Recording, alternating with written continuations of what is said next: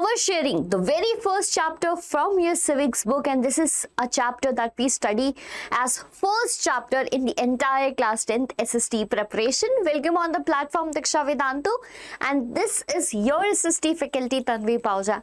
My dear student, this video is going to be a power package for you. Why? Up till now, all those videos which we have uploaded in the form of one shots were only the theoretical description of the chapter, but this chapter is going to be different. Why? Because here in this chapter, not only the description, you are going to get NCERT questions along with the previous year question and some of the important questions from my side and some of homework questions too. So my dear students, if you are here in this video, I promise you that after that you need not to pick this chapter, power sharing. Just active recall will be needed because we forget, obviously our brain forget everything if we are not revising it in active interval of time. So not taking much of your time, let us decode the chapter that is power sharing. As I always suggest you that whenever we start the chapter, na bacha, we have to understand the heading of the chapter, and here it is power sharing. Two easy English word which is actually clear to us that power is being shared, right? Power is being given. So now to whom? In what sense we are talking about? And what if the power is not being shared? Like, let's take the example of a small family, right? I am telling you the example of a family A and family B. Consider there are n number of people living in that family, like grandparents, parents, children, and there is a family A in which what happens na, the grandparents are treated like they are old and they do not hold any power. So any decision which is taken in the family, your father, the father of that family takes all the decision. They do not treat their grandparents nicely. Even whatever the decision related to the child, right, to the children is being taken, it is only and only taken by the parents. They are not even discussed. They are not even asked what they want to do, what they wish to do. This is family A. Now let me take you to the example of family V, where the hierarchy is well maintained, where power is being shared, where discussions are done involving all the members of the family, and the wishes of everyone is treated equally. What do you think? The family will be happy? Which family will be happy? Obviously family B will be happy. Here, although in this chapter we are not going to talk about families, we are going to talk about a country. Yes, exactly. A country where power is shared and a country where power is not shared. If we look back at the history of India, we will see that there were several empires, several kingdoms. Some of the empires are like, they remained in the history in a way. We remind them in history in a way that they tells us that how the rule of the king was, how good was the king was. But then we remember some of the Mughal kings like Aurangzeb as what? As just a person who was not very good, a person who just wanted to destroy everything in India. So why do we compare those kings? Because those kings ruled the empire in different manner. Similarly, the government right now in the countries rule the country in different manner, and that defines the future of the country, that defines the political situation of country as well as the economic and social too. Getting my point? And this is actually what power sharing is, right? Power sharing in a country, when power is being shared by the above authority to the different levels of authority. When power is not only holded in single hand, rather distribute among the organs of the government and many more like that, right? As we see that India is one of the democratic country in the world. Right? India is not only the democratic country, rather there are so many democratic countries in the world which follow this concept of power sharing, which we are going to ace via this video. But before moving to that, let me tell you beta what we have to study in this video and how we are going to study. And this will be our agenda not only for the chapter power sharing, but for your entire class 10 journey. I wish that this video is going to help you a lot because I am also going to add the PPT or the PDF of this video in the description box, which you can easily download and use it. Now coming to how to study and what to study. Beta, we will start the chapter with the meaning of power sharing, the basic meaning of power sharing. Then we are going to study two cases. Like I told you about two families. We are going to study two cases, that are cases of Belgium and case of Sri Lanka. Now one country was very good, they shared the power, and that is accommodation in Belgium. One country like treated others or the treated minority in a very cruel way, and they followed the policy, that is majoritarianism in Sri Lanka. Right now, these words, accommodation, majoritarianism, power sharing, ethnic diversity, all these words might be confusing for you, but you are going to ace it in just few minutes. Don't worry. Then we will end the chapter with the conclusion. We concluded that yes, power sharing should be adopted by a country. But why? Then why power sharing is desirable? And the last thing, as always, when we study a topic, let's practically see where it is implemented. Then why? What are the different forms of power sharing in modern democracies? These are the topics which we are going to cover, and consider these as the important source of question for your examination. And how we are going to cover is important thing. Beta, the complete detailed chapter is taken from NCERT, nowhere else. I will tell you that the only source by which you can study in class 10th is your NCERT and nothing else. In between, we will be solving certain MCQs. Even I will be asking you, you can give the answer in the comment section later. Along with that, NCERT questions, and I am adding here some homework questions for you, so that this video is going to prove a power package, as I said in the starting. Okay, so let's begin this session here. Okay, so talking about the different countries in the world, right? There are around 198 countries in the world. Some around 180 countries are democratic countries, right? By democracy, what do we mean? Democracy, we mean that it is the form of government, right? And it's the form of government in which representatives are chosen by the people. Like if we see India, our constitution starts with the first page having preamble. That preamble starts with three words, that is we, the people, telling us that the source of constitution, the power of constitution lies with the people. Why here I'm talking about people and democratic government, beta? Because as people choose their leaders, what if? Right? What if those leaders hold all the power and do not give the right to people? Then you might be thinking, ma'am, it is not possible, because then the people have the fair chance to change their leader. Yes, exactly what democracy is. Now getting my point that democracy is that what we can say soul, because of which power sharing exists, or we can say that power sharing is the very soul of democracy, and they cannot be detached from each other, because the rulers are accountable to the people. The source of power is people, and the responsibility lies with the people. This is the whole context, and I hope that you understand it. If someone asks you what actually power sharing is, beta, power sharing means distribution of power among different people or group instead of one person or everything. Like I told you, what happens if in a family everything is not discussed with children, their future, their career options, their subjects, and everything is decided by the parent? Will you feel happy? Not at all, because that is not what is power sharing. If power is being shared, then responsibilities are too. So yes, this is the example. What if in a classroom one person decides everything? Like what if in your school there is no principal, only the school teacher, the class teacher is deciding everything, with subject it will be, when it will be? Don't you think it will be a full chaos? Yes, it will be. And same is with the cricket team. There is a leader, but don't you think that the players are equally treated and their responsibility and the powers are also given to them? Yes, because each player have a different role.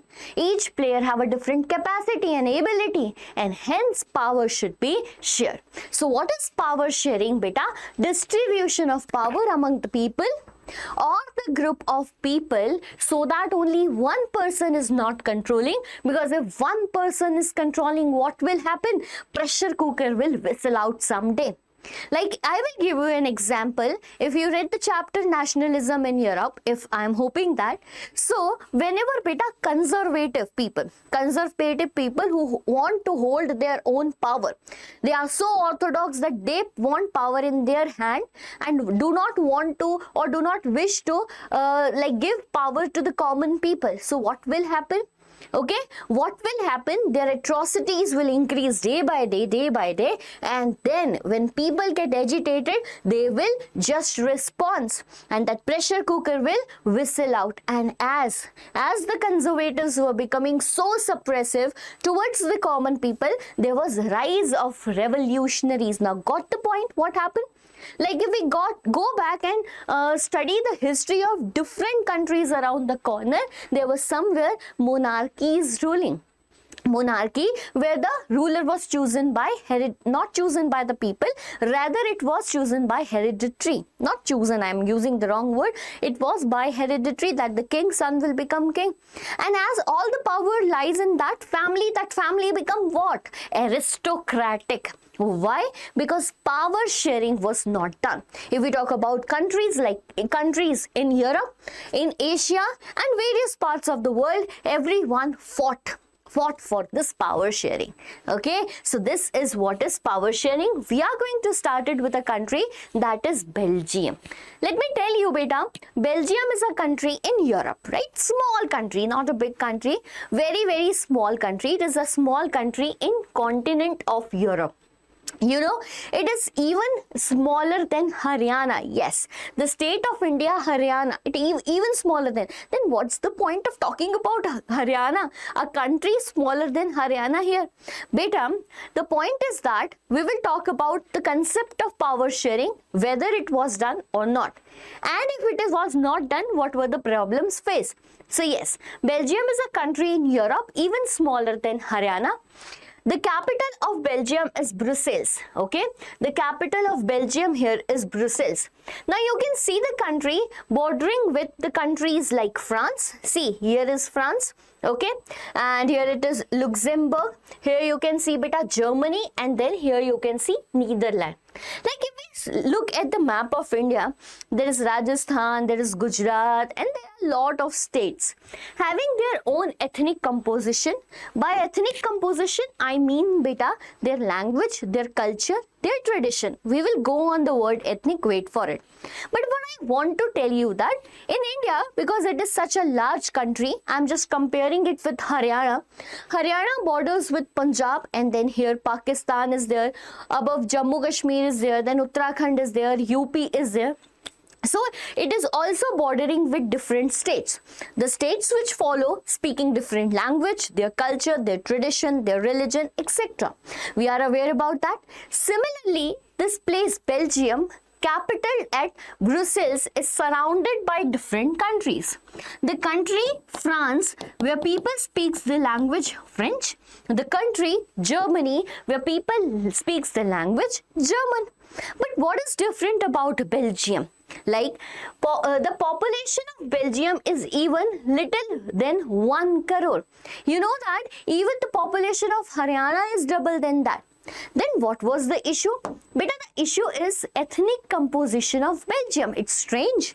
It's strange because we are talking about a country even smaller than Haryana. We are talking about the country having population smaller than Haryana. Then what is the issue of ethnic composition?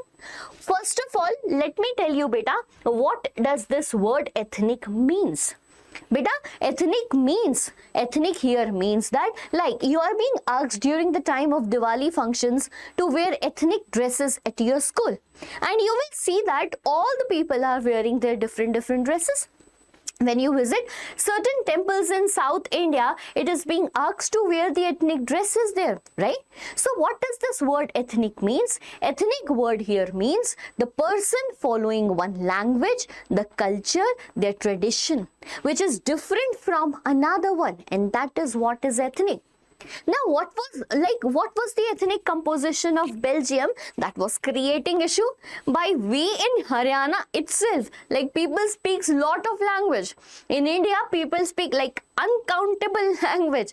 We can count it though. So it is somewhere around that is recognized one important one. It is somewhere around 1200. But however, there are a lot of languages around India. So what was the issue in this small country is that, beta, pay attention when I say the points, because this is what you are going to write in your exam. When I speak the sentences, these are the sentences directly taken from NCERTs, and hence you have to write the same. So the question from this topic will come in a way that what is the ethnic composition in Belgium? The answer will be, right, the 59% of the total population. How much, beta? The 59% of the total population. Here, of the total population word is also very important, which you sometimes miss to write. Okay, so the 59% of the total population lives in this Flemish region. Where is the Flemish region? See, this is the map of Belgium, in which the northern region, which is highlighted in the yellow color, is known as Flemish region. Okay, 59% of the total population lives in this Flemish region and speaks the language Dutch. That clearly means that the majority population, okay, this clearly means that the majority population of the country is living or residing in this Flemish region and speaking the language Dutch. And here the Dutch language become the language that is dominated, or what we can say majoritarily spoken in the country. Next, let's move to the southern region, this green wala part, which is referred as Wallonia region. That's referred as Wallonia region. Beta, 40% of the total population. Okay, how much? 40% of the total population lives in this region, Wallonia, and speaks the language French. What do they speak? And speak the language French. Okay, clear? Now, there is one more, like what we can say, population, group of people speaking the language German, because 1% people are still there. Right? If you see that, if you figure out that this blue part, right? This is blue part which is connected to Luxembourg and Germany, where basically German language is being spoken, and hence these like borders have influence of those languages. Getting my point? Again, so what is the ethnic composition of Belgium? Beta, 59% of the total population lives in the Flemish region and speaks the language Dutch. 40% of the total population lives in the Wallonia region and speaks the language French. The rest, or the remaining 1%, speaks the language German. Up till here, the story is going good. We can just understand that there are two types of differences. The differences are regional differences, like Dutch people are dominated in the northern region and they are dominated in the southern region, and likewise the states might be divided too. And along with the regional differences, there are cultural differences too. Yes, that we can figure out. As different languages being spoken, their culture might also be different. So the story up till here sounds good, but what created the problem was the capital city, Brussels. Now how? When we go and figure out the population coordination, or what we can say composition, not coordination, composition in Brussels, we will see that in the capital city of Brussels, 80% of the people speaks the language French. 80% of the people speak the language French, while 20% of the people speaks the language Dutch. And from here the problem started. What started, my dear student? And from here the problem started, because why? Figure out that who is the majority Just a second. Who is the majority in the country? So we saw just right now that 59% of the people speaks the language Dutch. So here the majority in the country is Dutch. Okay, I'm talking here about majority. Majority in the country is Dutch. But who is the majority in the capital? Beta, majority is in the capital are the people speaks the language French. Right? Now again, what is the problem? Let's figure out. Then who is the minority in the country? Beta, if I say that minority in the country is German people, that actually 1% of population is negligible. Okay, it's just 1% of population. So here I'm taking minority as French people in the country. Yes, that's true. They are 40%. But these French people in the capital becomes majority. Now you might be thinking, ma'am, so what is the problem? Like in India, we have different ethnic groups here. Here there are people in majority speaking Hindi language, and there are a lot of people still we are united and living happily in our country because we did power sharing. But what happened in Belgium? Now beta, Belgium was a unitary country. Okay, unitary country. Now unitary country here means that they have states. See, they have states, like the country was like that. There was a union government, right, at the center. Then the country is divided into different states from different region. They have state government also, beta. But here unitary government means all the power was in the hand of union government. Okay, and that union government was at the capital. In the capital, who is in majority? French people are in majority. Now the story begins in a way that what created the problem, what created tension. Beta, this ethnic composition created the problem because this minority French speaking community, who by the minority French speaking community was relatively rich and powerful. Now as they are rich and powerful, they are living in the capital. Don't you feel that they will have the influence in the government? Yes, they will be. Right? Always and always power lies with the one who have money. Exactly. So the minority French speaking community were relatively rich and powerful. What was happening? Because of this thing, as they were having the influence in the central government and country being the unitary where all the power lies with the central government, Dutch people were not happy. Obviously, they resented it. Why? Because whenever there are certain benefits of economic development or education, all the benefits were enjoyed by the French people earlier and they were enjoyed by the Dutch people later, and they resented that by we are dominating in the country in terms of number. Right? We are majority in the nation, and then also we are not enjoying these economic development and education development. Why? Now what happens now? Whenever power is not shared equally among different communities living in a country, what will happen? Those communities will not be happy with each other and will create clashes. Yes, it will happen. So, because of this, Brussels creating a special problem where Dutch being the majority in the country became minority in the capital, this led to tensions between both the communities. Okay, this led to what, bacha? The tensions between both the communities, and they started clashing with each other. You can see this picture, however, it is AI generated. But somewhere in the country, the situation was like that. There was resentment going on, there were protests going on continuously, people were coming on streets, people were demanding equal rights, and because of that, the political situation was getting worse. The country's peace is disturbed whenever there is fight among different communities. But now, hold on, because these are just tensions.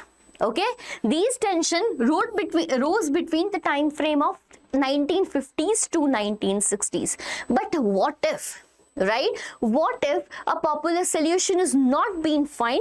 Don't you feel that these tensions will become like convert into war? Yes.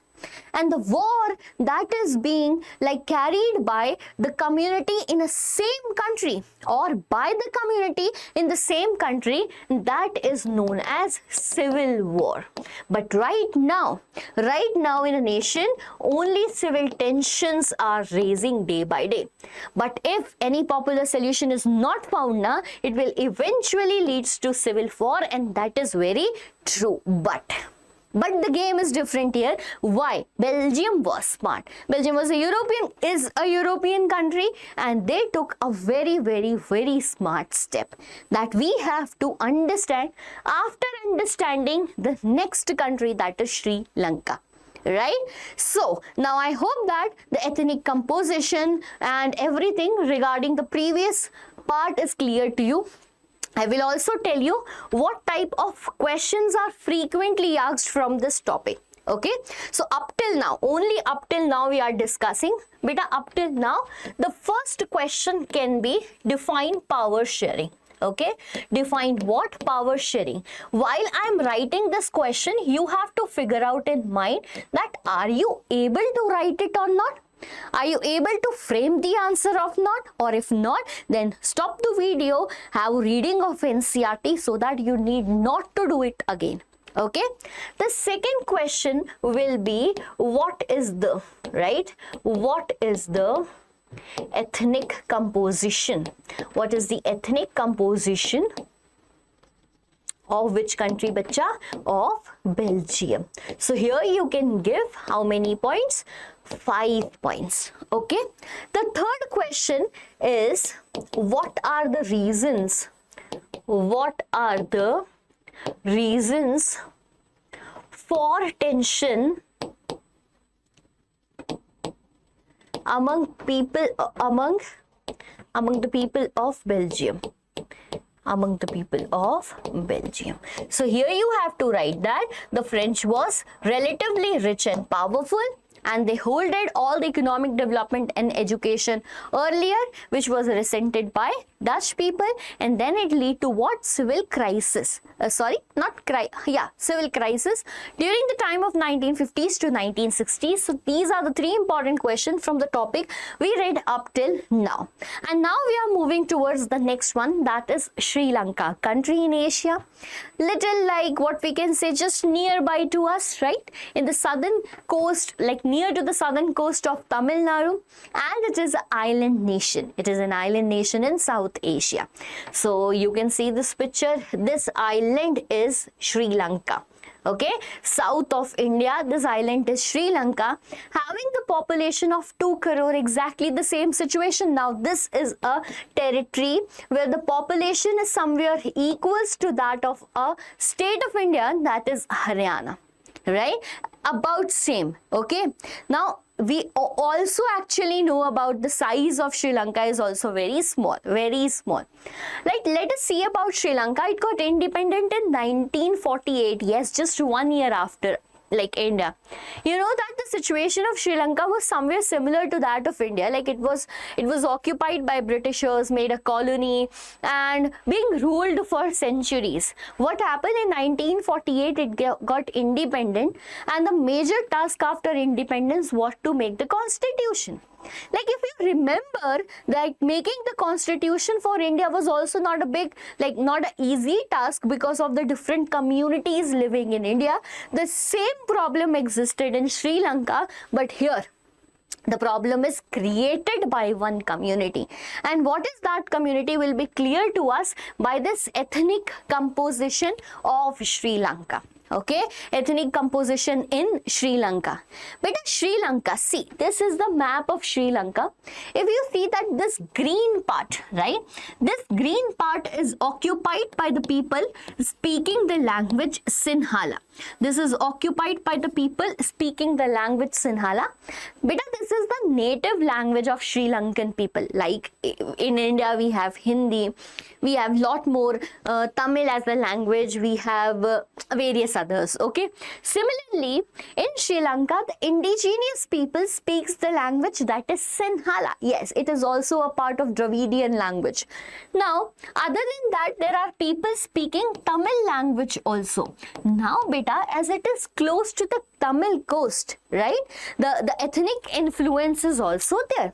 I am not talking about the origin which is only done in India or only in Sri Lanka, but yes, the people are residing in Sri Lanka also who know to speak the language Tamil. Okay, now what happened now? These people speaking Sinhala, as it is the indigenous language or the main language of Sri Lankan people, they are 74% in number. When I am saying 74, it is quite clear that they are majority in the country and a good number of majority in the country. You know that the Sinhala speaker is a majority community with 74% people speaking the same language, and they follow the religion that is Buddhism. They follow the religion, bacha, what? Buddhism. Acha, from where did Buddhism came in Sri Lanka? As it was started in north of India. Let me tell you, beta, Gautam Buddha was born in Nepal, Lumbini, right? But his majority of times was spent in India, Nepal was also the part of India at that time. It was Indian Union, by the way, Indian subcontinent, by the way. So he was born in Lumbini, Nepal, then came to United Province, part of Uttar Pradesh, and spent majority of time there. Then at Bodh Gaya, he gave his speech. What happened? Then Buddhism, which originated in Indian subcontinent, was propagated by different leaders. And in that different leaders, one major king is Ashoka. Yes, Raja Ashoka of Mauryan dynasty. You know, he sent his son and daughter, right? Mahendra and Sanghamitra, I think something like this. He sent his son and daughter to South India, the southern part of the Indian subcontinent, to propagate the ideology of Buddhism, and somewhere there, Sri Lanka is majorly influenced by a religion that is Buddhism. And right now in Sri Lanka, the majority community is following the religion that is Buddhism. Okay, and that's beta how much? 74%. That's how much? 74%. Now moving towards the next community that speaks the language Tamil here, which is actually a minority community because 74% outnumbered. So 18% here the people follow the religion, either they are Hindu or they are Muslims. Okay. So either it's Hinduism or it is Islamism. This is the religion. Now, let's talk about the remaining percentage of people, which is somewhere around 7 to 8%. They know both the language, Tamil also as well as Sinhala also. But they are the people who follow the religion that is Christianity, and we know the reason. The reason is being colony of the Europeans. Okay. So again, I'm going to repeat it, beta. The ethnic composition in Sri Lanka is in a manner that 74% people speaks the language that is Sinhala and follow the religion that is Buddhism, and this is the first point of your answer. Okay, I will tell you the question later. The second is there are 18% of the people who speaks the language Tamil and follow either Hinduism or Islamism. The rest 7% of the people speaks the language Tamil and Sinhala, however they follow the religion that is Christianity. But the story does not end here. Among these Tamil people, right? Among these Tamil people, there are indigenous, or what we can say, Sri Lankan Tamils. Okay, Sri Lankan Tamils whose ancestors belong to Sri Lanka only. However, there are Indian Tamils also. Okay, there are Indian Tamils also, beta. The Indian Tamils went there during the time of colonial rule, like for the plantation worker, for fishing activity, or for many other reasons when Britishers used to send Indians to Sri Lanka. Right? The population proportion is in a manner that the Sri Lankan Tamils are 13% in number and the Indian Tamils are 5% in number. There are 13% in number and they are 5% in number, as you can see here. But who created the problem? Obviously the majority. Right, what happened na? But a majority always want one thing. Whenever there is some majority community, na, they want to create their influence. They want that the power should be in our hand. That's very obvious because they wanted to create a government in which majority is there. And I will tell you one truth, beta. When the 74% in the country comes from this community, don't you feel that there will be dominance of the same community because of the population proportion? Yes, there will be. Up till the proportion of the population, the dominance was okay, but they started making certain policies which are harsh for others. They started making certain acts, they passed act that proved their dominance in the country, that they are going to rule the country, and that is what is known as majoritarianism. That's what is known as majoritarianism. Before moving to that, let's see a quick question, because now a lot of thing is in our mind, and let's take a pause for a minute. I know that you are just watching this video for a long time. A pause needed because it's a scientific truth that for a longer period of time, if you study, nothing goes in the mind. So for the refreshment, the question is, which one of the following is a major caste group of Sri Lanka? Okay, major caste, I will say community group. What is this caste here? Major community group in Sri Lanka. So, is it Christians or Tamils, Buddhist or Hindus, Sinhali or Tamil, or Sinhalese or Christian? So, one thing that's very much clear to us is that the Sinhala people are 74%.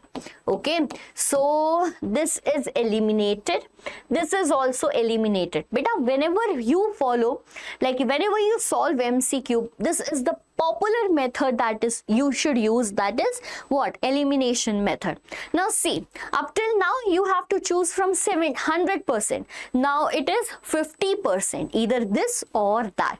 So that actually reduces our tension while solving the MCQ. This one is easy, but might be a possibility there is some tough MCQ. You don't know the correct reason, but you know that for whatever happened, this is not the exact answer.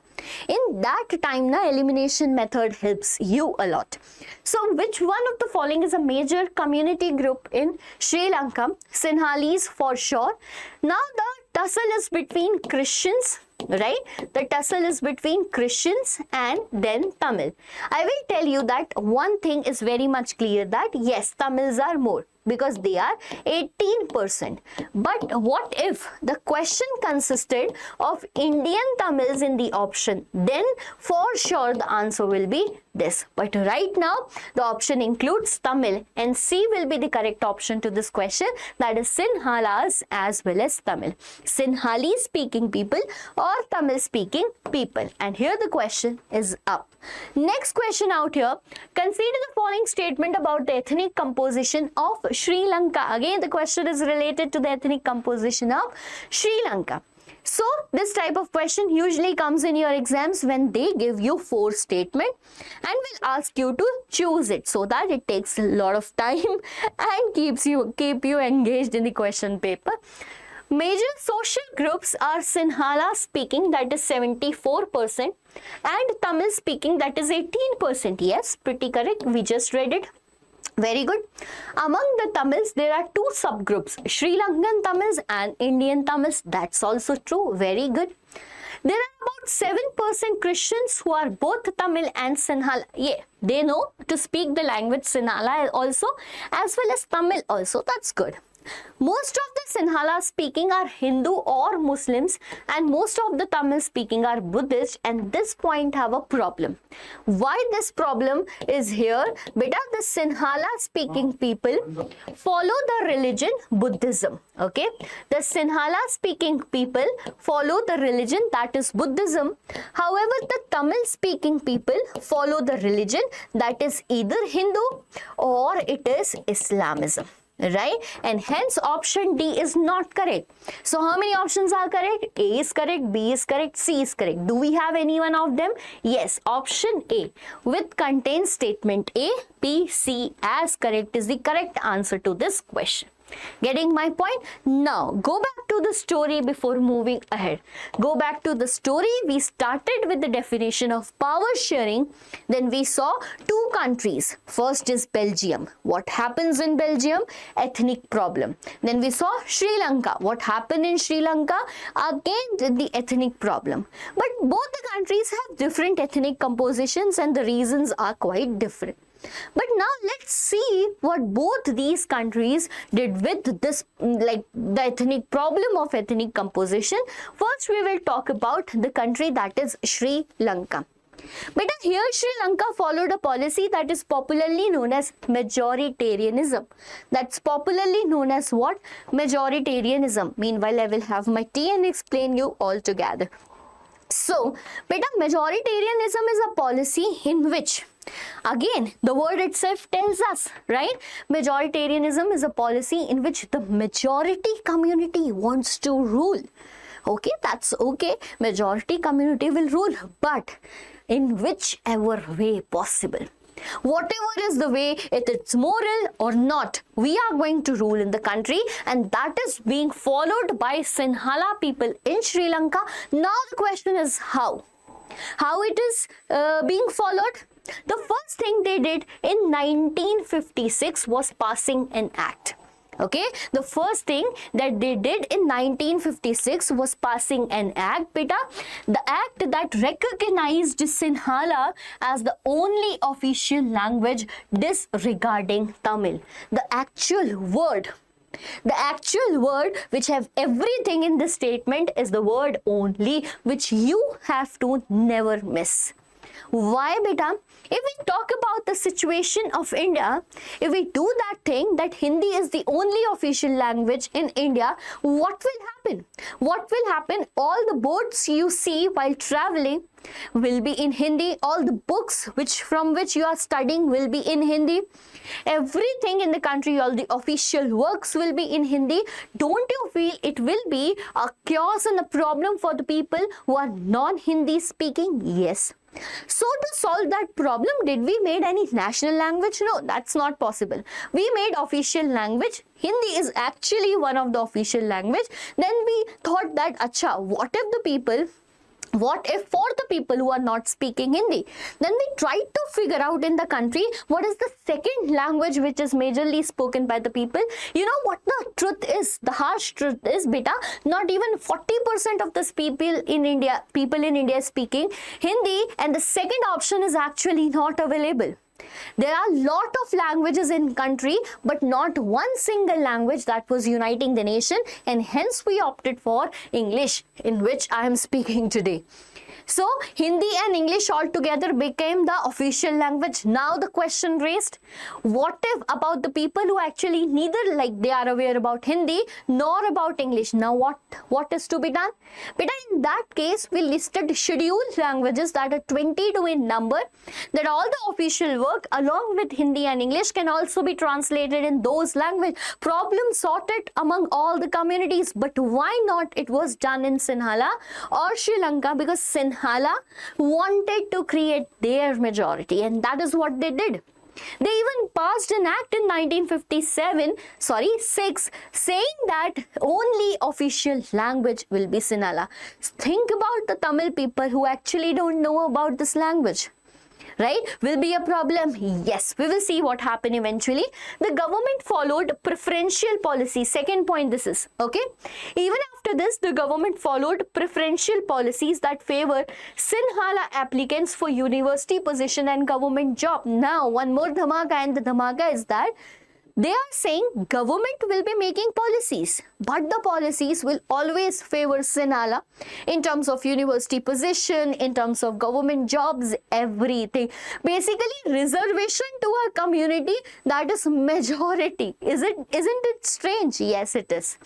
And the last but not the least point, that is the new constitution stipulated that state shall protect and foster Buddhism. The single religion that they are going to foster here was Buddhism. Don't you feel this is strange? Yes, it is, beta. Right? They are actually not secular nation. There are other religions which they are not, what we can say, giving priority to. Not priority, give at least equality. So what happened? The people of Sri Lanka who speaks the language Tamil feel so disrespected, so alienated. You know that among Tamils also, the people like Sri Lankan Tamils feel that we are the actual people of Sri Lanka. Just only because we speak the language Tamil, you created a wall between us. So this is not true.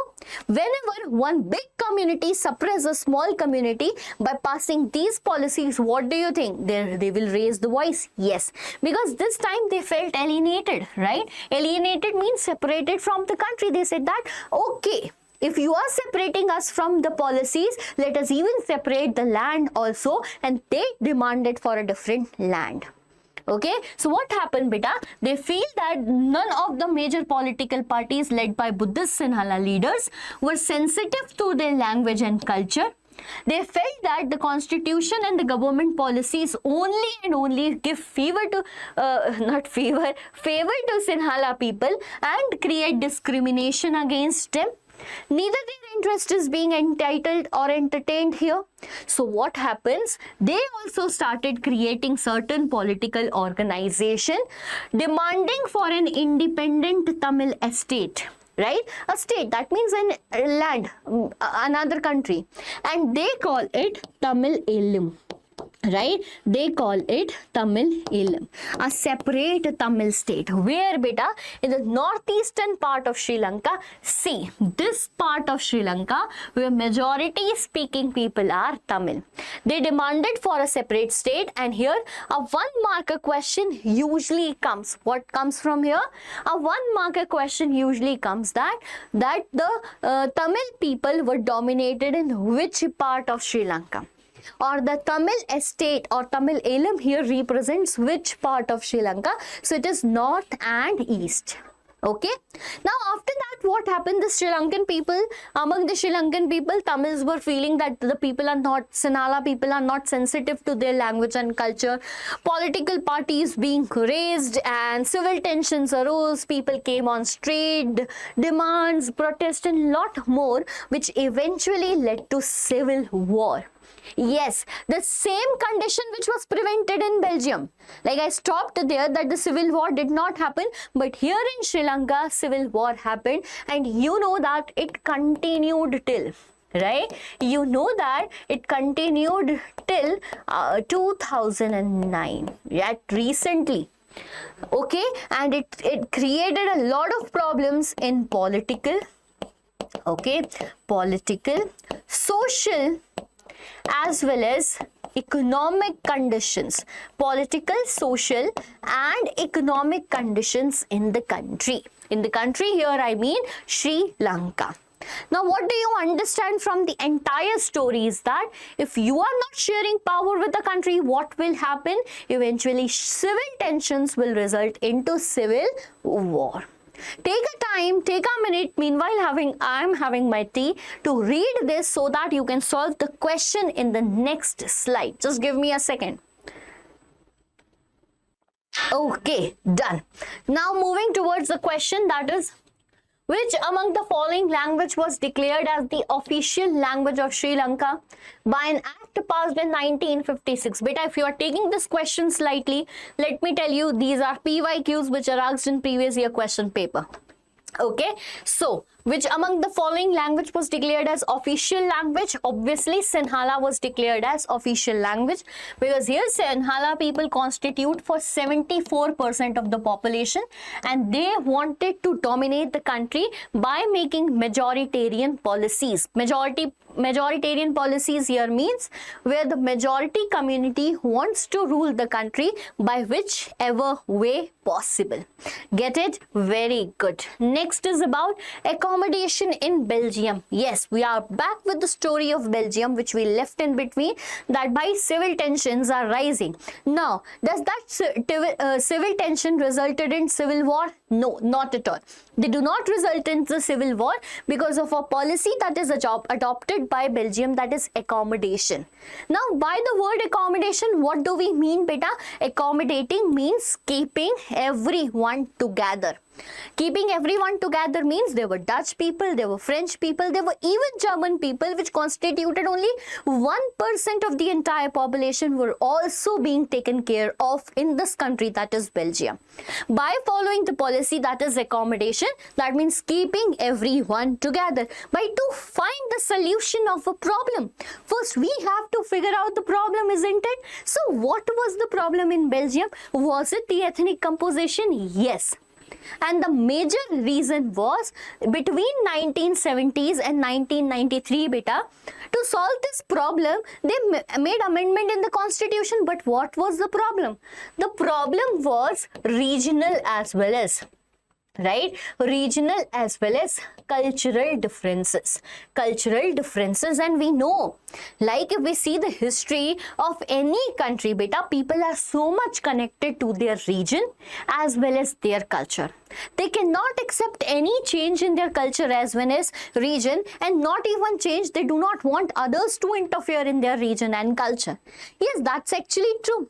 So, understanding this point, Belgium did very great solution to it, and that was in between 1970 to 1993.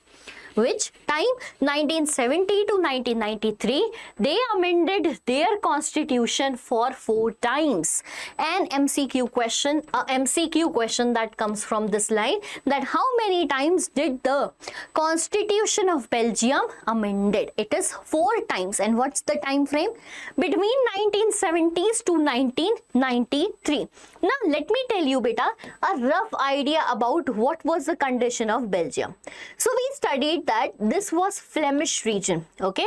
This was Flemish region where Dutch community was dominating, constituting 59% of the total population. However, this was Wallonia region. Up till now, the country was unitary in nature. By unitary in nature, I mean that all the power lies with only and only one government, that is union government, right? That is union government. Beta, these Flemish regions were divided into different states where Dutch was in majority. Wallonia region again divided into different states where French was dominating.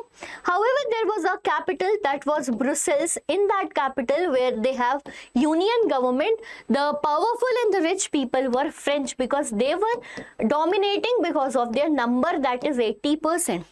Now what happened? All the powers were in the hands of union government. These regional states do not have their power, and hence it led to civil crisis. Now what will happen? They did accommodation. Let's see how.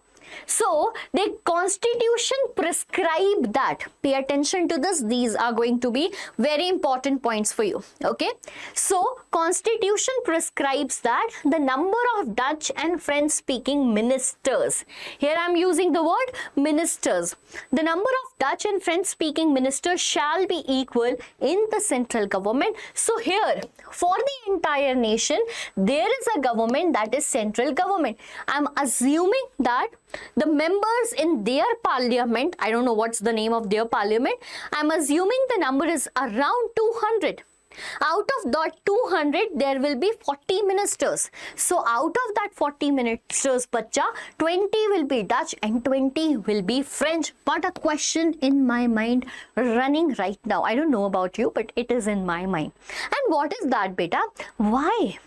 Why did Dutch people agree about that? Like Sinhala being the majority, they were not ready to give powers to Tamils. But why did Dutch being the majority in the country agreed to give equal representation in the ministerial box with the French people? The answer is in the same paragraph. We will do that. Okay. The second point, hold on to that. The second point is that many powers of the central government now being given to the state government. Yes. So below this central government, there will be state government. Now the only difference will be that, beta, the powers are divided among central as well as state government. So that why? So that this state government is not only subordinate to the central government. Understand the point, beta. So, if we are seeing that this is a central government, Brussels, which have the influence of French people, do you believe that they will make the policies when it was unitary? They will make the policies for the Flemish region in like thinking about their dominance? No. Thinking about them? No. And hence this point was very, very much needed, that the power should be given to state government to make their laws so that they are no longer subordinate or working only according to the union government. Again, a very good step. The next is Brussels. What is Brussels? Now here Brussels is a capital city, will have a separate government, yes, as do we have in Delhi. Right? So Brussels, the capital city, will have a separate government. Here also, beta, the communities will have equal representation, and here is the problem sorted. Now remember, who was in the majority in the Brussels? Who was in the majority? French people, 80%. Right? Here French people agreed that there will be equal representation. That is the reason the Dutch people agreed in the central government. Answer to the question which I asked you in the first point. Okay, great. So again, we are just revising. I know that a lot of things came here. So we started with the problem. Problem was regional and cultural differences, which was sorted by amending the constitution 4 times. The first thing that was done, that in the central government, there will be equal number of ministers from both the communities. Well and great. The second is, beta, the power from the central government will be shared to the second state government, so that the state government is no longer subordinate. Third point will be, there will be a separate government in Brussels. Here what will happen? Both the communities will have equal representation. Next, let's move to the another point, that is about a different, altogether different type of government we saw here in the world. And that is community government. Beta, what is community government? By the word itself, it is very much clear that in this government, only the same community lies. Yes, in Belgium, community government apart from central and state government was formed. There are 3 communities, that is Dutch, another one is French, and yes, the representation of Germans was also there. So there will be 3 community government. Why they are needed? By government usually makes the law and implement that. We have central government, we have state government, we have even the government at Brussels. Why was it needed, beta? A separate community government was made. The members in the Dutch community government will belong to the Dutch community. The members in the French community government will belong to the French community, and the same is for Germans, who is going to elect them from the same community. Okay, now what are they going to do, beta? They will make laws regarding their culture, their education and their language. These issues will not be raised in another form of government. It will be sorted here. The laws will be made by the respective government, so that they do not have interference of any other community. What do you think is the popular solution? This is the popular solution done by Belgium as a country. Done by Belgium as a country. And now, what will happen when we share the power? The country will become a better place to live. Now let's recall what happened in Sri Lanka. They followed majoritarian policies. That majoritarian policies from civil tensions led to civil war.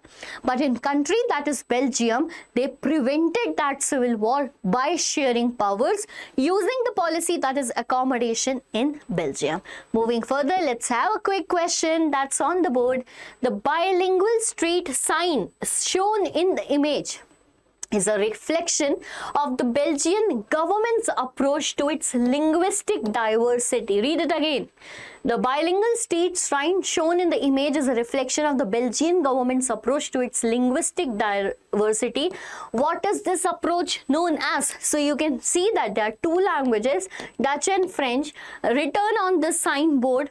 What is the policy? Is it majoritarianism? No, bhai. If majoritarianism might be there, there will be only single language written of the majority. So this is accommodation, right? It is not secularism. Secularism is a word which represents that every religion in the country will be followed, okay, or allowed to follow. Unitary government means when the power is only in the hands of union government, right? So this is about this MCQ. Let's see, we have one more in the list. Assertion and reason. Again, the respective questions are added here. Assertion. Community government in Belgium is elected by one language community. We just studied, yes, Dutch for Dutch community, French government for French community, German government for German community. So this statement, that means assertion, is very much correct. Okay. Community government helped in resolving conflicts between different linguistic groups. Do you feel that this is correct? Yes. And even it is the reason for A also. Hence the option both assertion and reason are true. And reason is the correct explanation of assertion is the correct option to this question. Before moving ahead, let me tell you what type of questions come from this particular part of what we studied right now. So, first of all, we studied about the country that was Belgium, right, in the starting. Then we moved to Sri Lanka. So, in Sri Lanka, the question is, what is the, right, what is the ethnic composition in Sri Lanka? Explain, or it can be like explain the ethnic composition in Sri Lanka, right? And this can be for 3 marks. Second question is, what are the, right, what are the majoritarian policies, right, policies adopted by or followed by Sinhala people or in Sri Lanka. Okay? What are the majoritarian policies that were followed in Sri Lanka? This third question can be, why did Sri Lankan Tamils felt alienated? They felt alienated. This is the next question for the same pattern. Right? Now here you have to write that why did they fail? Because no one was sensitive to their language and culture. None of the political parties was. Even government made the rules that gave preference in terms of university positions and jobs to the Sinhala people. Their culture was not protected. Their religion was not protected, and hence they demanded for a separate Tamil alum. Do you remember that? This is how the question will be. And now the important 5-marker question that is from the topic that is accommodation in Belgium. That is from the topic that is Bacha accommodation in Belgium. Very, very, very important point over here. Okay? Very, very, very important point over here. These 4 questions. So earlier we did 3 questions. Now we have 4 questions. Total there are 7 questions we will calculate. To ace a chapter, we have to write how many questions and in how many days we can do that. But if you follow this now, I'm assuring you, if you follow the pattern which we are doing right now, you are going to ace in your class 10th board exams for sure.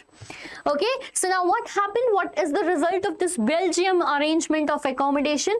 So a civil strife between the 2 majority communities is avoided. Obviously, it avoided the division of country on the basis of language by, yes, Belgium, where 2 languages being spoken, the people, if this accommodation is not done, the people will be they were about to demand for a separate nation. So it prevented the drift between a country, right? It prevented that 2 countries are formed out of country only because of this language issues. It prevented civil war in the country. And amazing thing here is that this Brussels, yes, the capital city of Belgium, is chosen as the headquarter of the European Union.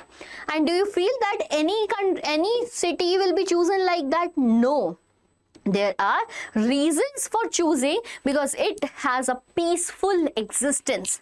It is a place where everyone is like living together so much peacefully, coexisting there peacefully.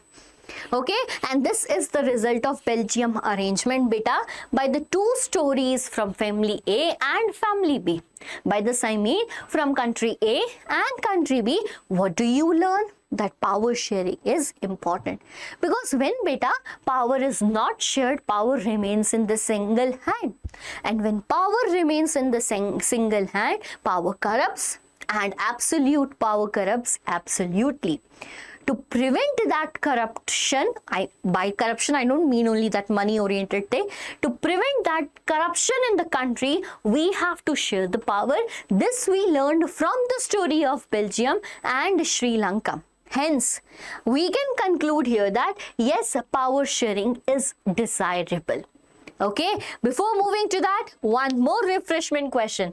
The Belgian model of power sharing is described as complicated. Acha, what is this? Yes, the Belgian model of power sharing is described as complicated. We feel it by so much government and all. What does this suggest about achieving peaceful coexistence? But still then, there was peaceful coexistence among the diverse, what we can say, composition. Tell us the reason. Option A, it is easy process that can quickly be implemented. No, bhai, it takes time. 1970 to 1993. So, this much is not correct. It often requires compromise and complex arrangement. Yes, the compromise Dutch people did in the central government, the same French people did in Brussels. Yes, this can be a reason. Let's first read the other ones too. Don't make this mistake reading an option and thinking this is correct, leaving others. No. It is also necessary in countries with extreme ethnic composition. Only necessary. The word here, this is the problem. I made a video on the tricks MCQ. There, I just told you the perfect way you can analyze the statements are correct or not. Go and watch that, by the way. So this is not correct. A single dominant language is the best solution for unity. Never it can be, because it resulted a chaos in a country, that is Sri Lanka. So yes, B is the correct option to this question. So what I was telling you is that, beta, yes, power sharing is desirable. Power sharing is desirable. This we learned from the two stories of the countries, that Belgium and Sri Lanka. But let's prove it, because NCERT asks you to write answers in exam. Why power sharing is desirable? Beta, the book divided it into two headings, that is prudential reasons and moral reasons. Now, what does this mean? Prudential. Okay, so I'll tell you with an example that if you want to buy a phone, okay, now you want a new phone and it is the first time you want a phone. You went to your mother and asked, Mama, I want phone. Mama will send it to Papa. Go to Papa and ask, because every time they don't want us to buy anything, they will just rotate us among themselves. Isn't it? Then you go to your father and father will like, ask your mother. And this is how we actually lose interest in buying things. But here I don't want to tell you this. Okay, now the serious communication regarding buying the cell phone is going at your home. You people are discussing about it very, very seriously. And now you discussed with father and your papa is like, tell me what are the pro and the cons of you having phone. Why do you want phone?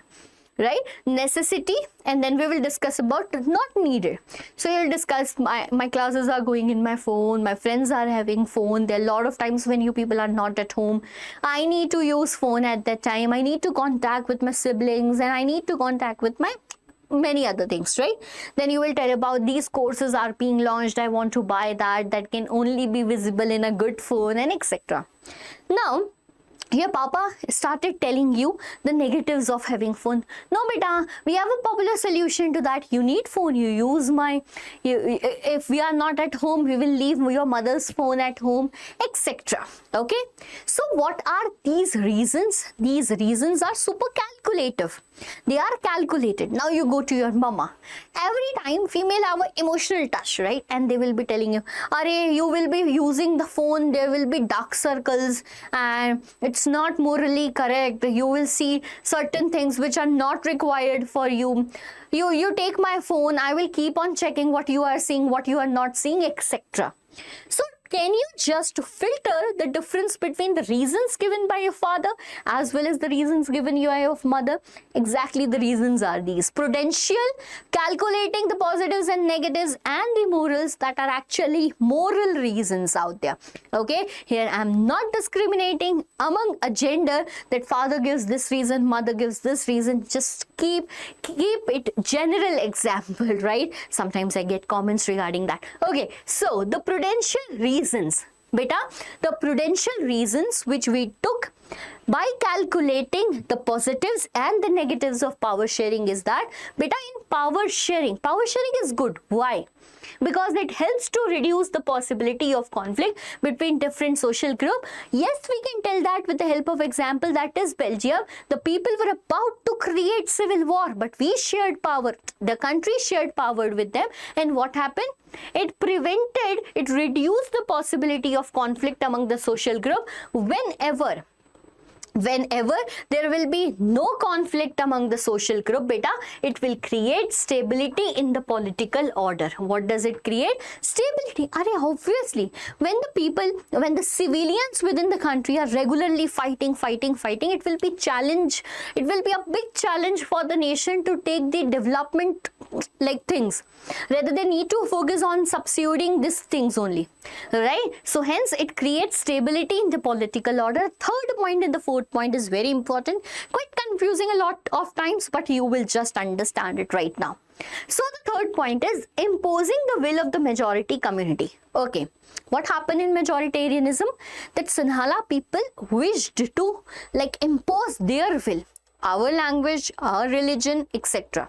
right, over others may look like an attractive option for a small period of time. They were quite happy, everything is going good, our language, our culture. But what happened?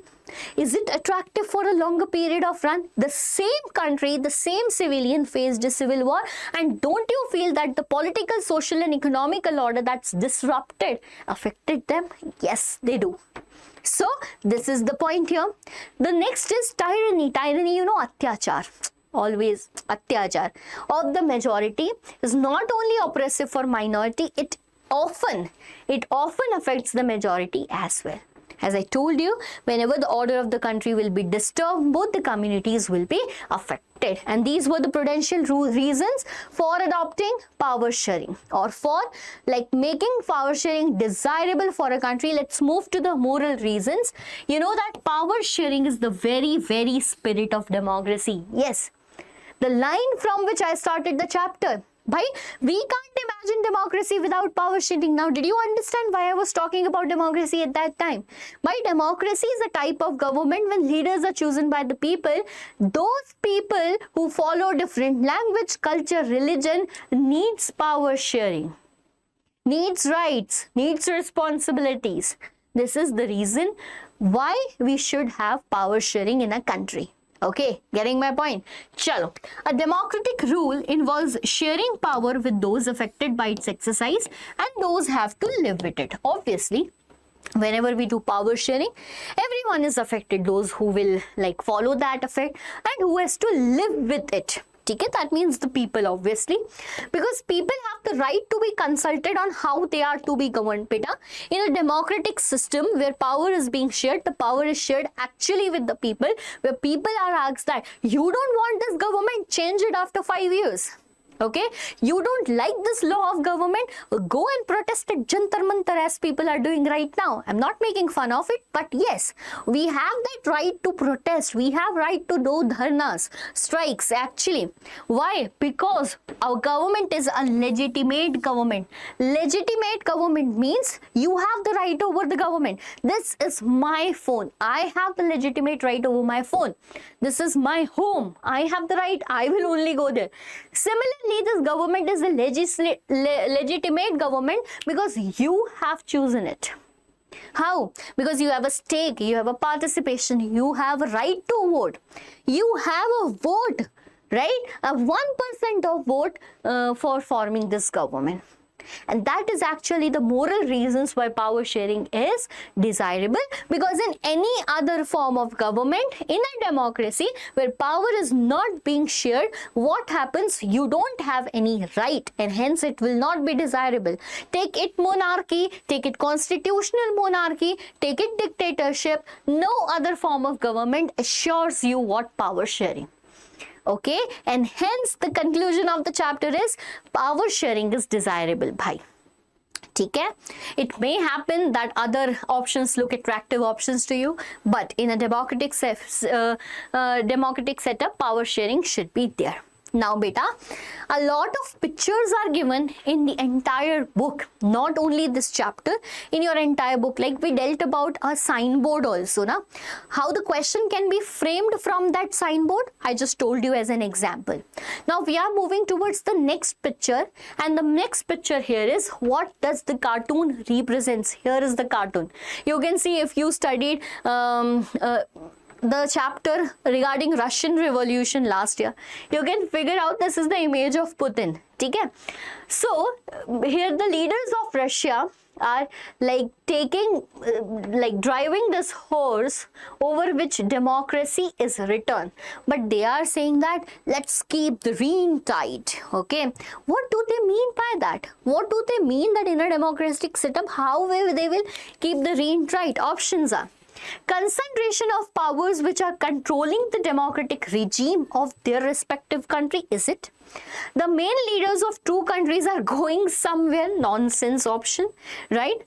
More powers were given to democracy. Are by they are like holding the rein tight of democracy. They will not give powers to democracy. Putin is advising Bush to control the horse tightly. No. So it is very, very clear, beta. These two leaders, right, these two leaders of the world are trying to concentrate the powers in democratic system also, and that actually sometimes happens in a country. Okay, now we are moving towards the practical side of this chapter. We are moving towards what? The practical side of that chapter, that is power sharing in modern democracies. And the question from this part comes in a way, what are the, right, what are the different forms of, what are the different forms of power sharing in modern democracies? What are the different forms of power sharing in modern democracies? Okay, beta, the question is like this. Now pay attention to that. Power sharing is divided under 4 subheadings right now in front of you, and these are actually the headings of your answers. Okay, we will start the answer like that. Power sharing in the modern democracies is found in following forms. They are as follows. Point number 1, among different organs of government. We will talk about them very nicely, don't worry. Okay, among different levels of government, among different political parties, pressure groups and movements, and among different social groups. Now let's talk about each of them separately. So first one is beta, among different organs of government, right? What it is? Among different organs of government. Okay? Now what are these organs of government? Like in a human body, right? Like in a human body, we have different organs, and all those organs have different role. Don't you feel that? Yes, in a human body we have different organs, everything have a different role. Similarly in a government, beta, every organ is different. Now what happened, bacha? So this is a government, right? This is government, right? Now the government comes from people. People elect that government, right? In the government of India, there are 2 houses, Lok Sabha as well as Rajya Sabha. Okay? The work of Lok Sabha and Rajya Sabha is to make the laws, right? First thing is to make the laws for the country, the rules for the country, make it implementive, like to implement it. And there should also be someone that is checking whether the laws are as per the constitution or not. Right? What if we give all this power to this government? What will happen? Power corrupts, absolute power corrupts absolutely. Hence, okay, hence for this we divided the government into 3 organs. We divided the government into 3 organs, and these organs are legislature, okay, legislature, okay, then it is executive. At every level of government we have this, and then judiciary. Like for example, I'm talking about India example, okay, figure this is example. Legislature, what is legislature doing, beta? Legislature makes the law. Okay, it makes the law. In India, who makes the law? Lok Sabha plus Rajya Sabha makes the law. Who elect those members of Lok Sabha and Rajya Sabha, that is MP? People. Among that Lok Sabha and Rajya Sabha, the government is there. Government who is like proving majority among all those members, choosing their ministers. There is a president. What are they doing? They are implementing these laws and they are the part of this executive body. So what are these people doing? They are executing the laws. Who are they? Ministers, the Prime Minister, the President of India. And then comes the third organ of the government, that is judiciary. That judiciary upholds the law. Supreme Court in India upholds the law.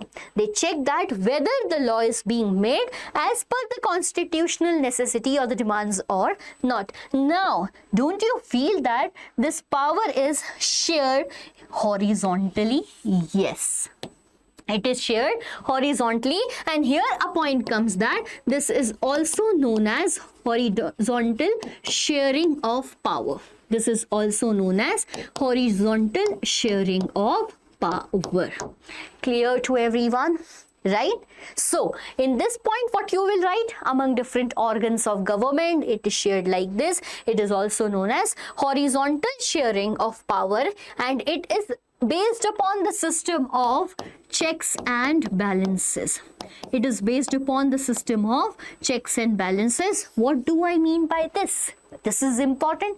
Ma'am, explain. This is a word given in NCERT. Why are you leaving this word? No, I am not. So, legislature makes the law. Who check whether the law is correct or not? Beta, judiciary checks it. Right? Executive is implementing the law. What if executive is not working? These members of legislature will pass a no confidence motion against this government. What if any decision or any work is being done by the members of judiciary? It will be questioned in the legislature. Don't you feel that each of them check each other? Yes. And that is what is known as system of checks and balances. This was the first form of sharing of power among different, what we can say, organs. Now we are moving to the next point, that is among, right, that is among different levels of government, right? That is among different levels of government. Now, this is very important, right?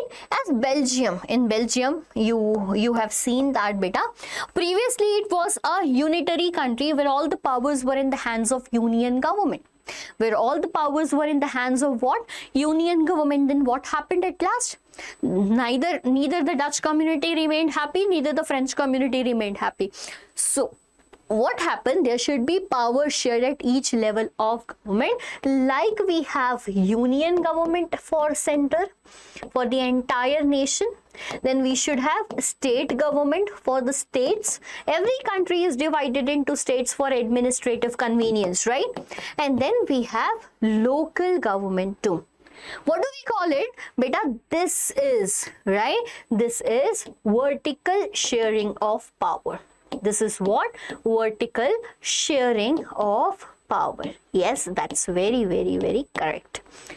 This system of power sharing, in which power is shared from a central constituent unit to its other units, this system is known as federal form of government. Okay, federal form of government, which is actually contrast to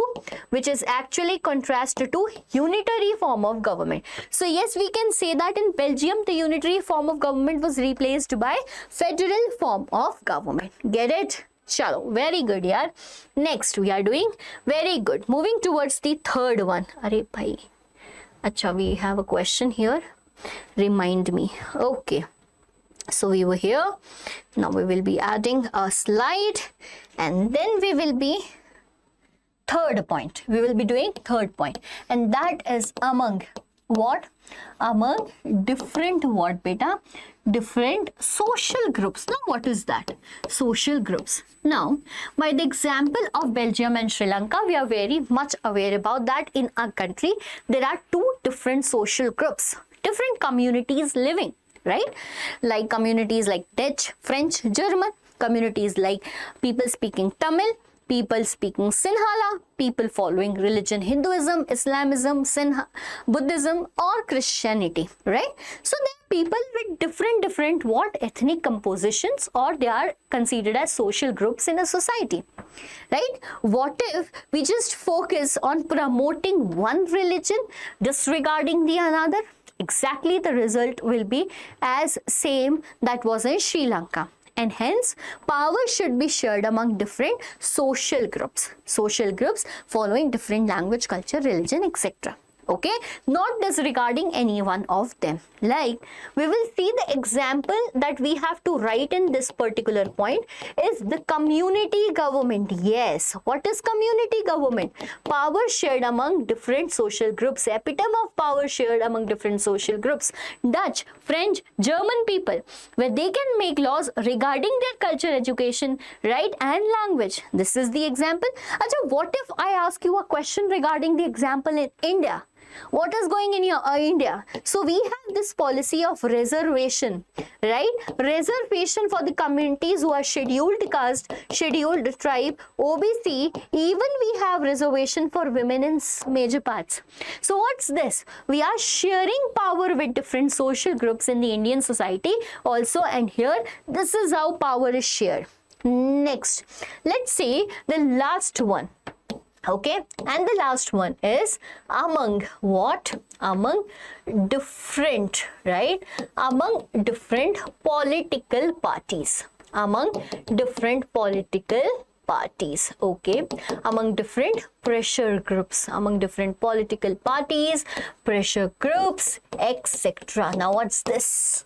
What's this? My dear students, beta, now you might be thinking, political parties sharing power, they can't even share a stage together.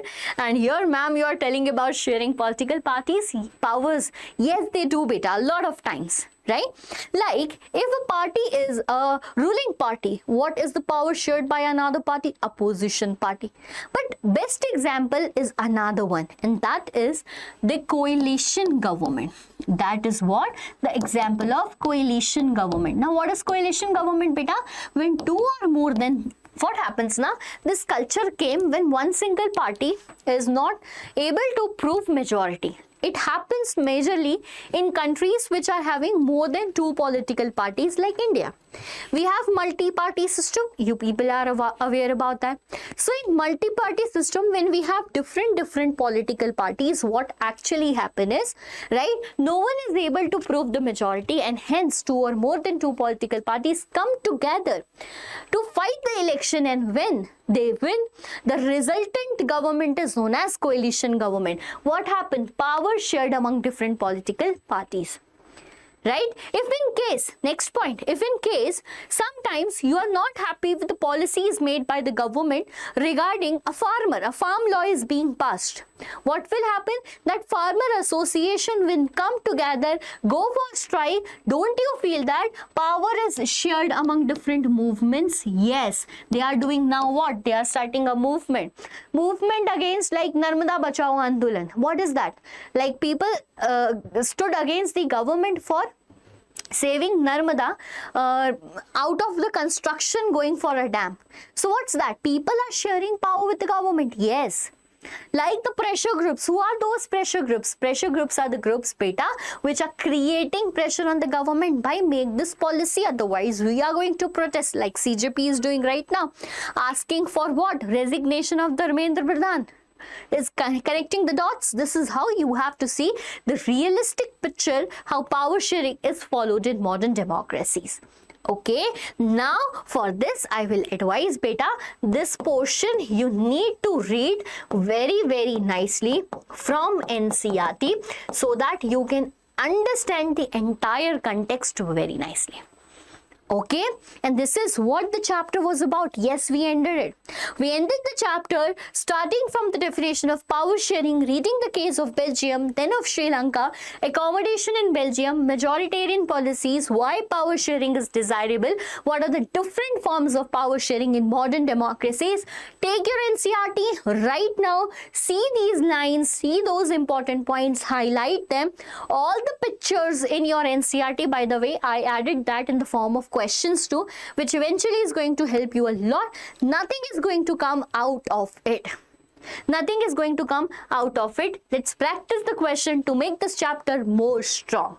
We will be doing the NCERT questions, by the way, too. So the question is, which of the following is not the reason of power sharing? Quick, let's do it quickly. To allow participation from diverse group, by this is allowed, fine.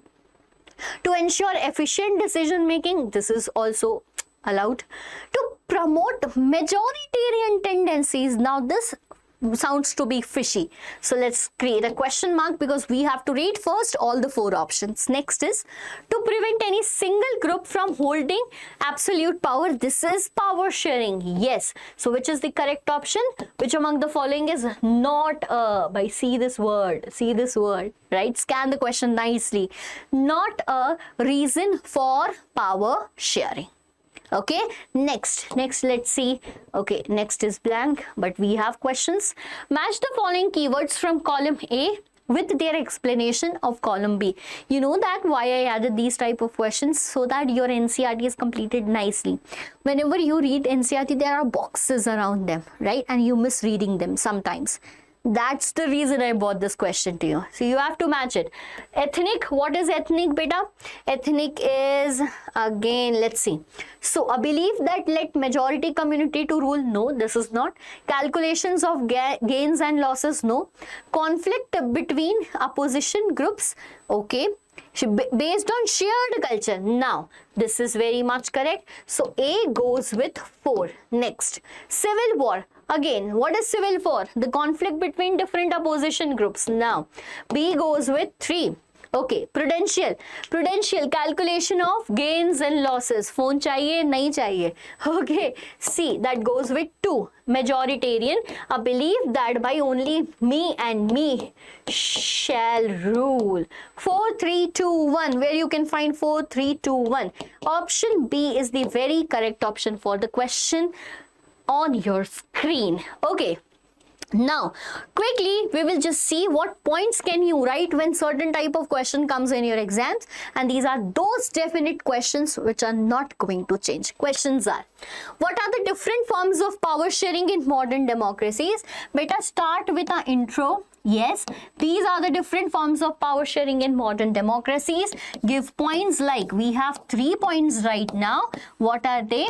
Among different organs of government, right? Fine. Organs of it is, okay? Organs of government. Do not write the government as I am writing, because you have to write it full. Marks will be deducted. Among different levels of government, fine. Among different social groups, and then among different political parties, and then we have pressure groups and movements and so on. By this way, your answer will go and you are going to get 5 marks for sure.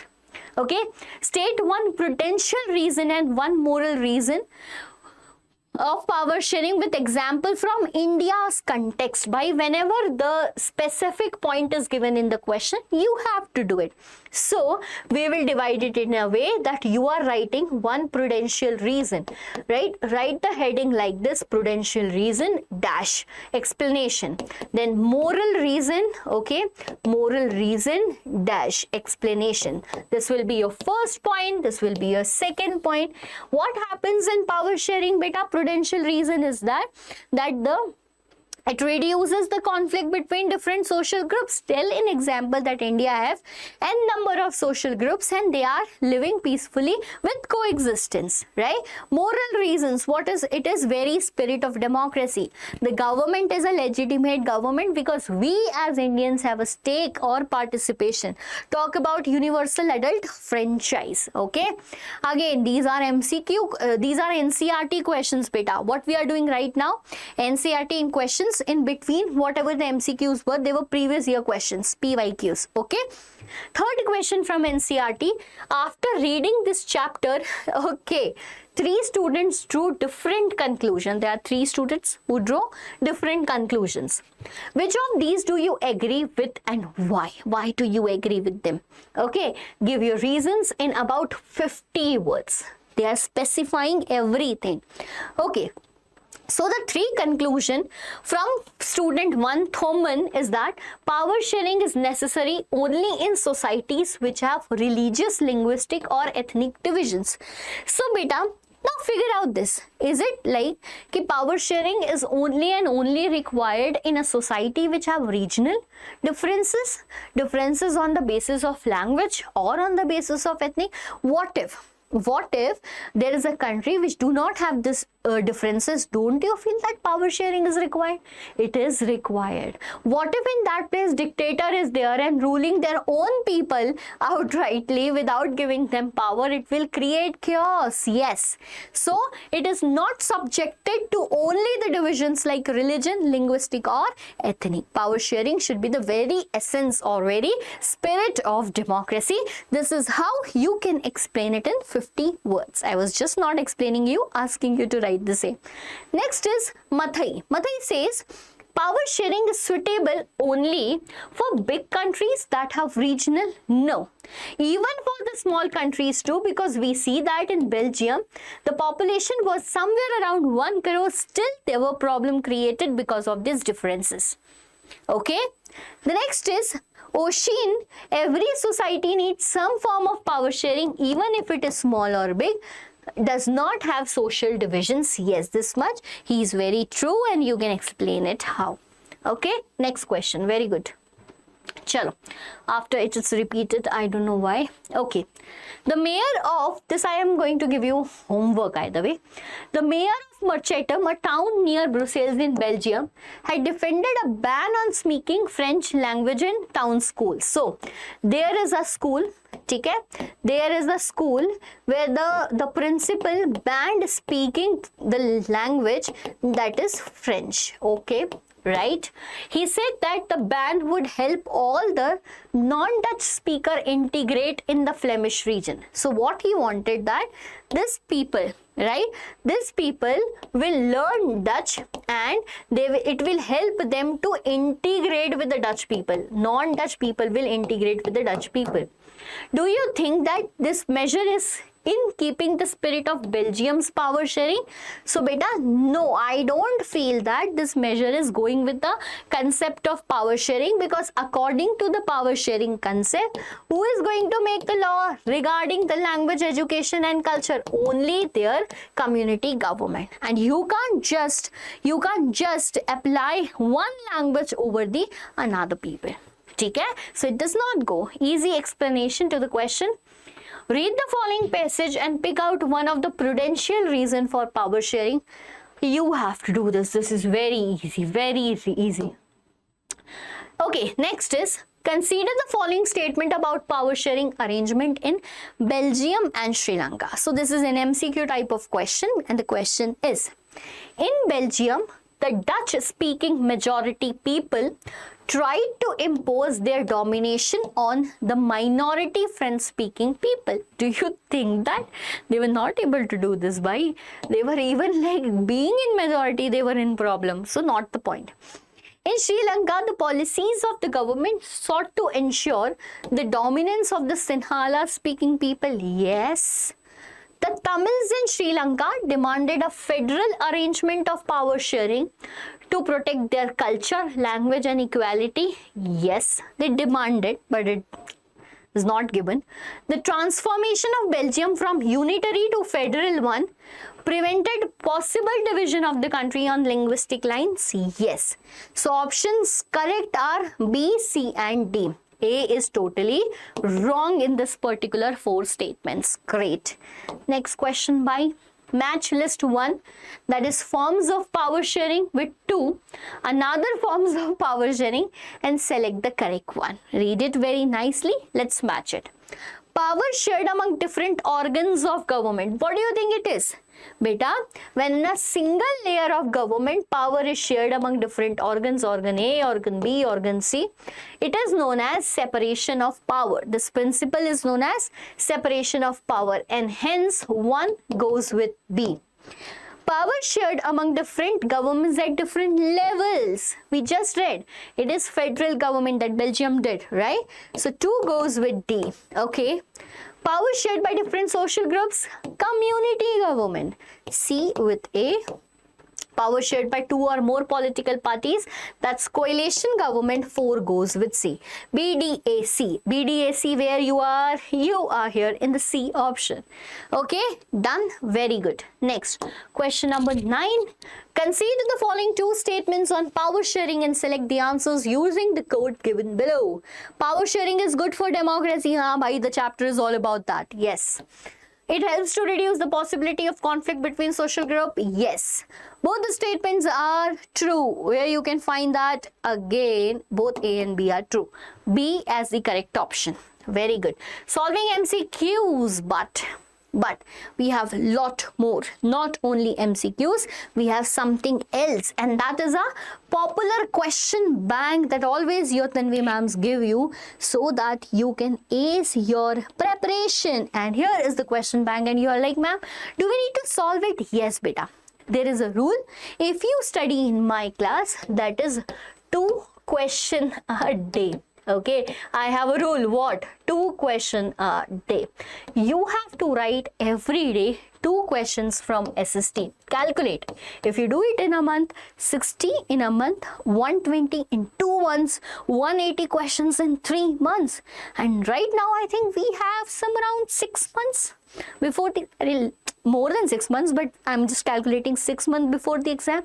Yes. See how many questions you can write in a month that are actually going to help you in your exams, beta. Right? Just take 1 step at a day. Do not pressurize yourself by just studying on the last moment. Let's write 2 questions a day. You studied the chapter, you make the list of the questions and do it one by one and make a tick on it that I did this. I did it very nicely.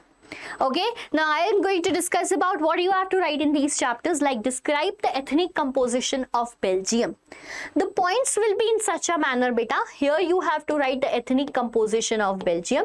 First, you will discuss about that in the Flemish region, 59% of the total population resides and they speaks the language that is Dutch. Second point will be there is 40% of the people who resides in Flemish region and they speaks the language what? French here. The rest, like if we talk about the another remaining 1% will be Germans and they are just 1%. Fourth point will be the city of Brussels. In the city of Brussels, there are 80% people who speaks the language French. However, the 20% people who speaks the language that is Dutch. Okay? So this is the first question and this is how you have to write. We even discussed it during the time we were just studying. Okay? We will just see how the type of question comes. What led to tensions between the Dutch speaking and the French speaking communities in Belgium? What was the special problem of Belgium? So you will tell that the first problem was that French. Right? French was relatively rich and powerful. The French were relatively rich and powerful. The problem in the capital city Brussels was that Dutch, being the majority in the capital, was in minority. Sorry, Dutch, being the majority in the country, was in minority in the capital. This is the question all about. Okay, the third question. Describe the way in which power was shared among different social groups in Belgium. Now, here is the point. What is the point? We studied about different forms of power sharing in modern democracies. But yes, separately the question can come. You have to tell about in which way power was shared among different social groups in Belgium. Talk about community government. You need to talk about what? Community government. That is the part of accommodation in Belgium done between 1970 to 1993, which says that there will be separate community government for communities like Dutch, French as well as German. And it will be responsible for making the laws regarding the culture, language as well as the education of the same social group. Okay, again, next question. Describe the ethnic composition of Sri Lanka. Again, very easy. So there are 70% of the total population which speaks the language Sinhala and they follow the religion that is Buddhism. I am just writing it in short. You have to write it nicely. The next is 18% of the population that speaks the language Tamil and follow religion either Hindu or they are Muslim. Okay. Among this 18%, there are 13% were Sri Lankan Tamils. Okay, they are Sri Lankan Tamils. However, there are 5% population who are Indian Tamils. I know that you are not able to read my language, but whatever I am speaking, you can hear that out. The rest are 7% people who speaks both the language, that is Tamil plus Sinhala, and they are Christians. They are what, beta? They are Christians. Getting the point? This is how you need to frame this answer. Done. Next is, what is the background of Sri Lankan Tamils and the Indian Tamils? This question comes a lot of times. So, Sri Lankan Tamils are the Tamils whose ancestors belong to Sri Lanka, right? And Indian Tamils are the Tamils whose ancestors belong to India. And they came to Sri Lanka during the colonial era. Okay, they were brought by Britishers to Sri Lanka. Next, describe the majoritarian measures adopted by the Sri Lankan government to proclaim supremacy.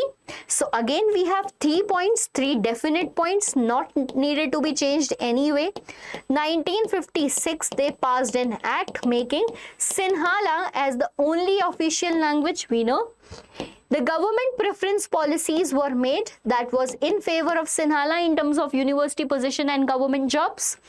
Then we have one more, that was constitution promoting or stipulating only the religion Buddhism, disregarding the demands of the Tamil people. And this is what the majoritarian policy is. And the question bank talks about this. Okay, next question is, okay, we have a lot more, and what you were thinking, ma'am, it's done? No. So we have a lot more questions like, explain the following terms. Majoritarianism. So by majoritarianism is a policy in which the majority community wants to rule whichever way possible. Power sharing. So power sharing is a policy in which power is not in a single hand, rather shared with the constituent units. Next is about civil war, the condition in which the population of the same country is fighting with each other. You can explain it. It can come as a 1 mark per heading question. Okay. Again, let's read the question. Describe the way in which power was shared among different social groups in Belgium. Beta, when the question is directly about the power is being shared in different social groups, you have to tell entirely the part of accommodation. Right? Accommodation, how they did, like in central government, then in state government, then in Brussels, then the community government. Okay? Explain the prudential reasons of power sharing. You know, moral reasons of power sharing, we did. Why power sharing is required? Now you can collective write prudential and moral reasons. Okay? And with the introduction that in modern democracies, power sharing is the very essence of the democracy, and so and so. Next is, what are the different ways of power sharing among different political parties, pressure groups and movements? Yes, that's the reason when I taught this topic to you, I told you that read NCERT beta, because separately they can ask you the question. Here you have to write the paragraph that's written in NCERT, which talks about what? Which actually talks about how power is shared among different political parties. Here you can tell the example of coalition groups, okay, or the coalition government. Then next is about the pressure groups. Now, who are the pressure groups here? The pressure groups are the groups which are creating pressure on the government to implement a certain policy particularly. Okay, then we have different types of movements. These movements actually raises questions for the government policies, right? That's how you need to frame the paragraph. Now comes a super duper hit question, which is like repeated n number of times. And what the question is, what is the difference between the arrangement done by Sri Lanka and Belgian government, in which lot of students like get confused? See, 2 types of question can be asked. Write the similarity between Sri Lankan government as well as the Belgium government. And now you might be thinking, ma'am, there is no similarity, beta. But yes, there is a similarity. And what is that?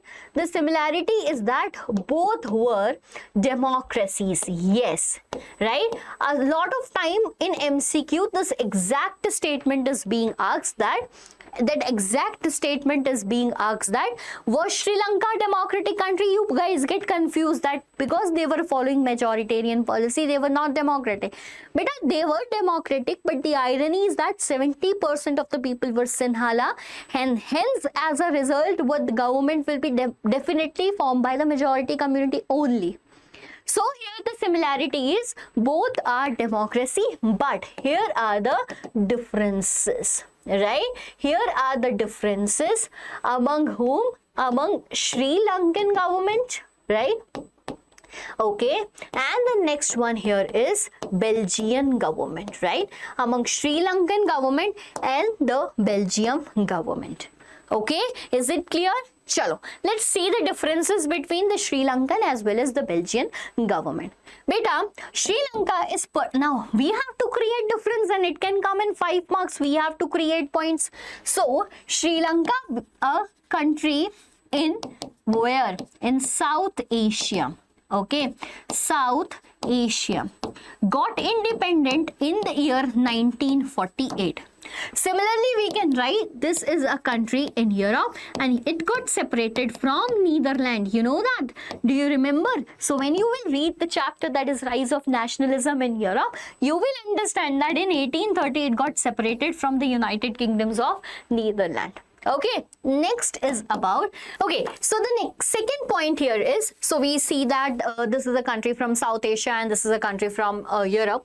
And then let's move to the next point over here. Yeah, we saw that both were democracies. Both are democracies actually.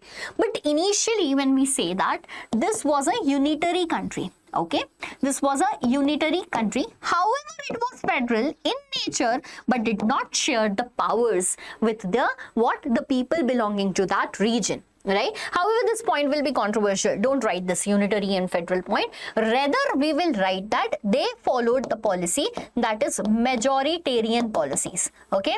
Majoritarian policy, and they follow the policy that is accommodation. Accommodation. Why?